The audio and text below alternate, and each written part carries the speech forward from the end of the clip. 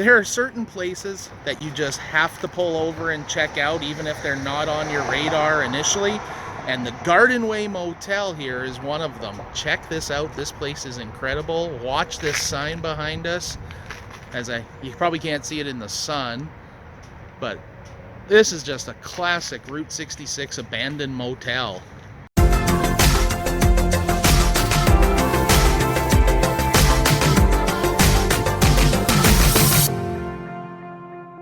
Looking through the windows, you can see there's still mattresses, artwork, light fixtures. Oh, this place is amazing.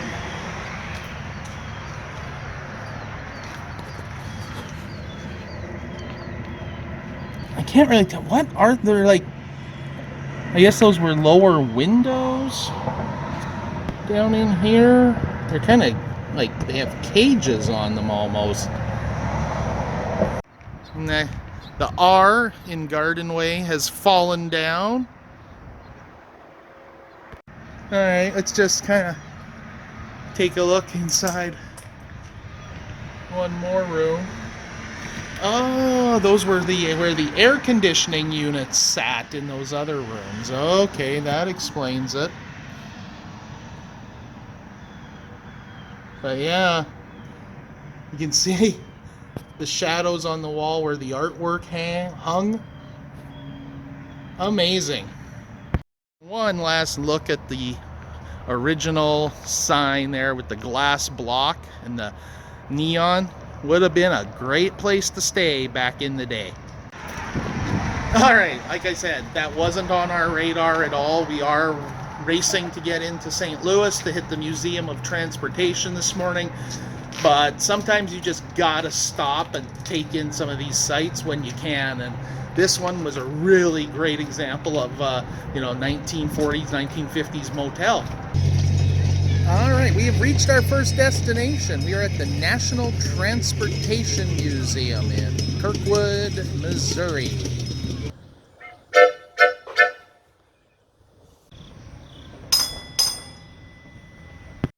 We're going to go around the park 2 times with your engineer, Bob. I'm your conductor, Jean.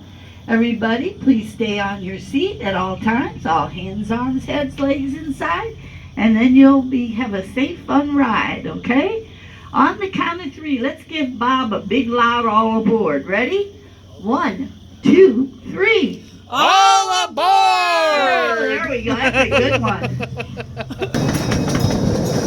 Directly in front of us is the Aero Train, A-E-R-O, Aerodynamic. We have engine number 3. Number 2 is in Green Bay, Wisconsin. Number 1 was dismantled for parts. This was built in 1955 by a division of General Motors, and it ran Far Rock Island in Illinois toward the end of its service. The rail bus took auto workers to the oil fields in Texas, and that's the early 1980s Mopac steel caboose. Before 1939, they were made of wood. Here's our host, Tom Turkey, on the left.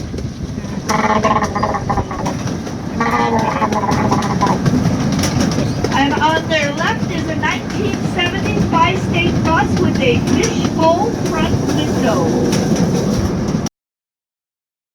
There are no longer little red cabooses at the end of a train. It's a final passenger car with electronic equipment.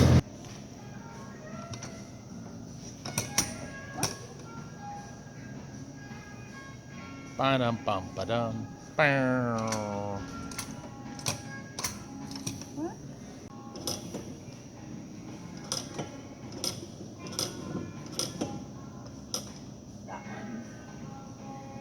There we go. Turn handle clockwise.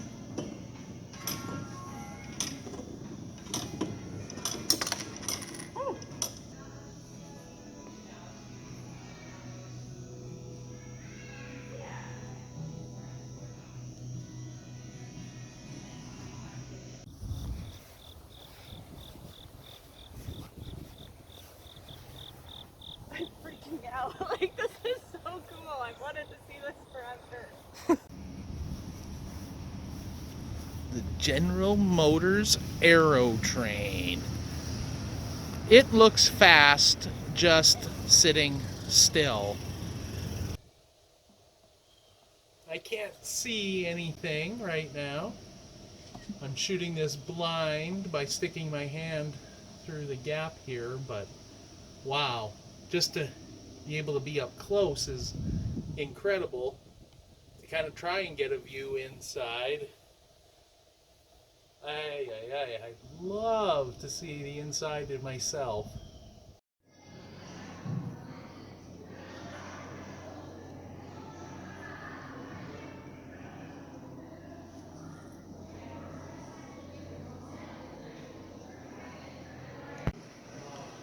This is a great display. Mm-hmm. I mean, anytime you can combine flashing neon and old cars, you've got yourself a winner. Oh yeah. I love those terracotta bricks. Mm-hmm. I think it's kind of funny, it's the Museum of Transportation, but this is probably the primary thing, other than, of course, the GM Aero thing. Look on the inside. Mm-hmm.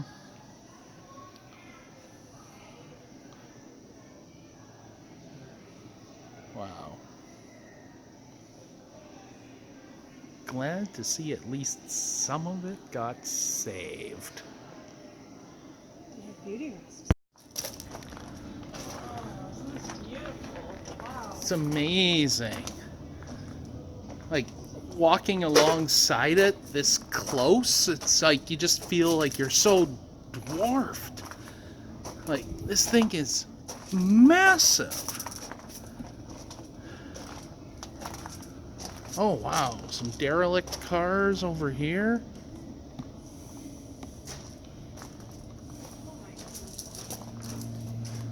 Wow.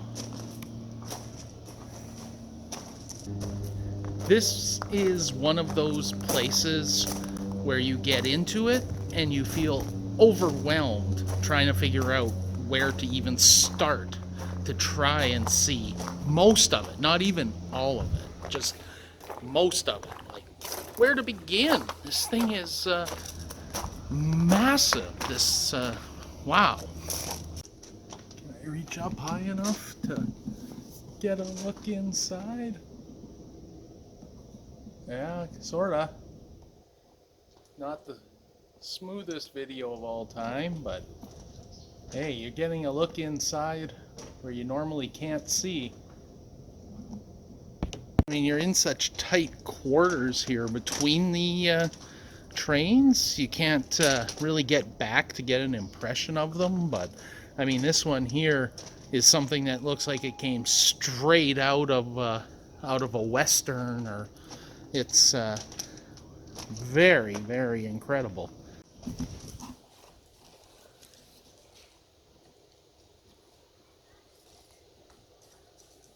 Oh yeah. Huh.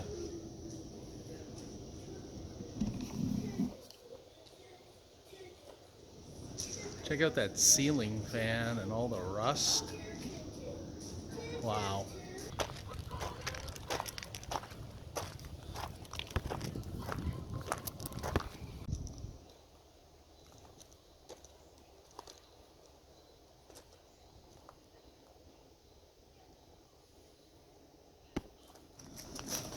It's like stairs. That's a good sign. That means we can go up. Ooh,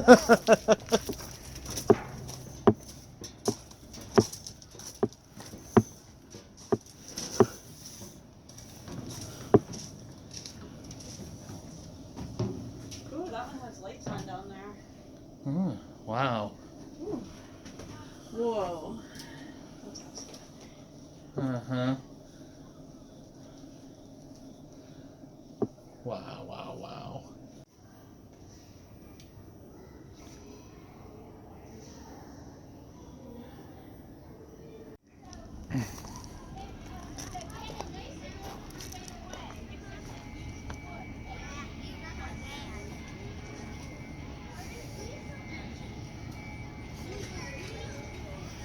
Oh yes, the big rotary snowplow.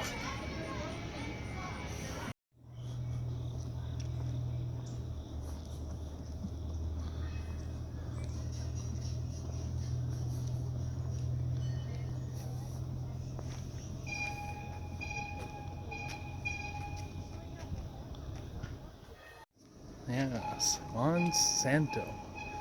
Oh, and we have stairs so we can look inside.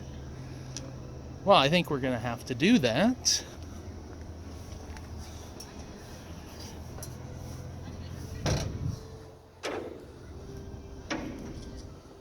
Ooh.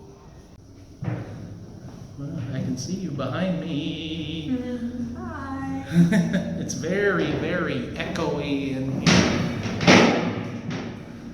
So compared to the tram at the arch, how big is this? Probably about the same diameter. I'd say the diameter is probably about the same size. So imagine this is the door where you get in, and the pods probably come to about here, and then there's little benches, so you'd be kind of sitting against the wall like this. Yeah, because riding the tram later to the top of the arch, one of my concerns is claustrophobia. So I'm doing it regardless. I just want to know how much of a panic it's going to be. As a general word of advice, never get in an airplane or air vehicle that says experimental. All right, well, we have reached the banks of the Mississippi River, and we are in St. Louis, Missouri. And, you know, if you're doing a Route 66 trip through this area, that means one thing. The Gateway Arch. And yes, there it is. We're just walking on our way over there.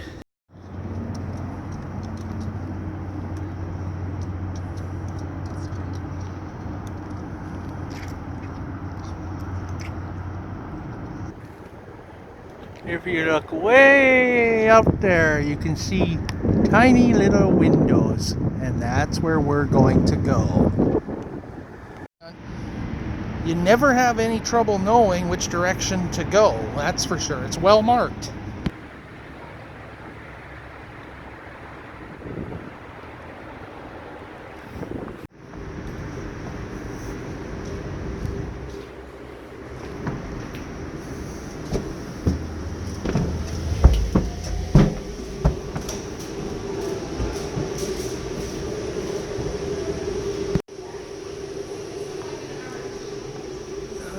Here's one of the pods they have down in the lobby. Okay, this is not actually that bad. I think maybe once we get, 1, 2, 3, 4 more people in here, it might be a little tense, but we'll see how it goes.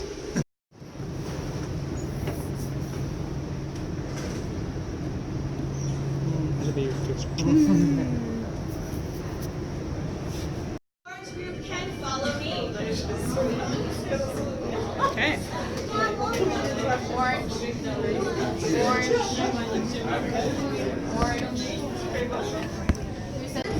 Come on, folks. There we go. That's a good distance. All right, everyone. Welcome to the Gateway Arch. Before we send you to the top, we got to give you a little information about what you're here for. So this arch was designed in 1947 by a Finnish American architect named Eero Saarinen, or as his English name is pronounced Eero Saarinen.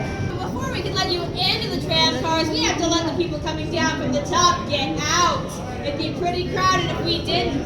That's why you're all standing on that side of the stairs, because when the tram gets down here, there's a very good possibility that the last trip down from the top will also have 40 people, and they will need a chance to leave.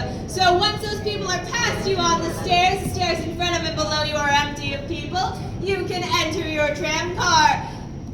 Be careful as you do so. You'll notice these tram car doors are extremely small. From bottom to top, the openings are only 4 feet high. The large majority of you are taller than that. Please watch your head and step getting in and out of the cars. We don't want any bumped heads or stubbed toes on these door frames because they're solid steel. Once you are all safely inside your tram cars, it will be a 4-minute ride for you to reach the top. The trip back down from the top when you're ready to come down takes 3 minutes. You may stay at the top as long as you like unless they tell you it is the final There is a trip down every 10 minutes.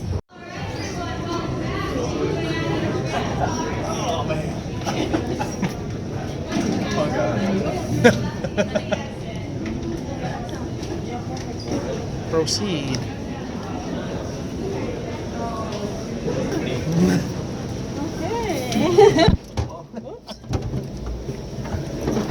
And we're in.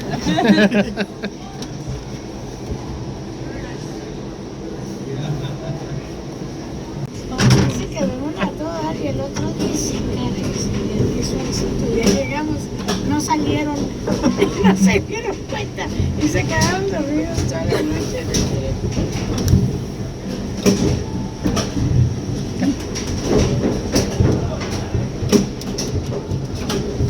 Imagínate cuando hacen las películas de desastre.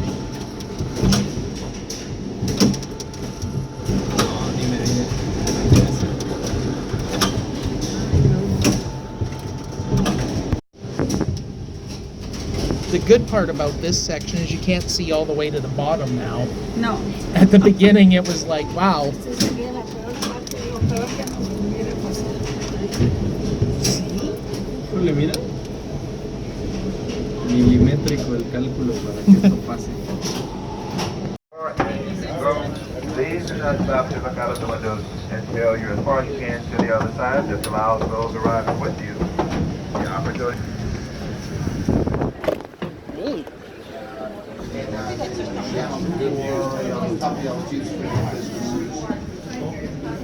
Doesn't stop. I used to have all this on the corner facing the Gap Broadway because it's Really? Oh, I'm sorry, this is It's just the middle, right? Yeah. It was like, this is the worst.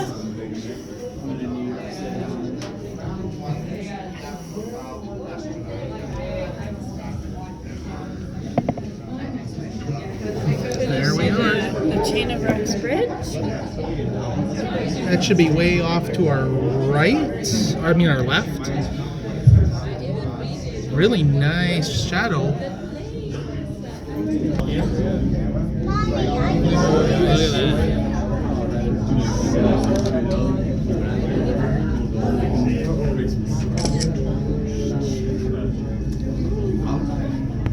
All right, here we are up at the top.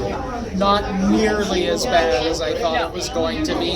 It was a fun ride. We met a nice family from Mexico, and it's a really nice view up here. It's fun. Something actually more educational than missing a little bit of. I'll talk to y'all later, okay? Of course, by then they'll be like that. There's Emily right at the top. Yes, sir. Up main point. 130 feet in the air.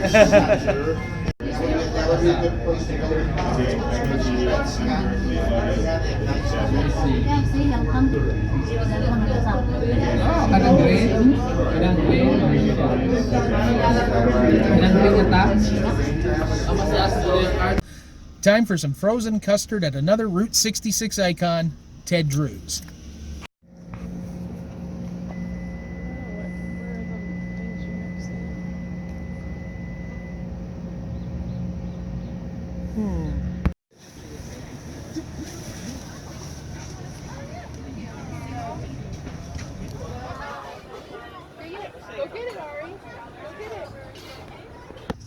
Rotate. There we are. We got our frozen custards from Ted Drewes. Now, I'm always hungry for barbecue.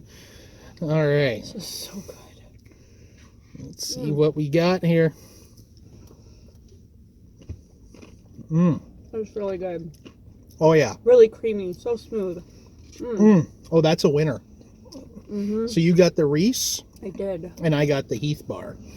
Nice. Highly recommended.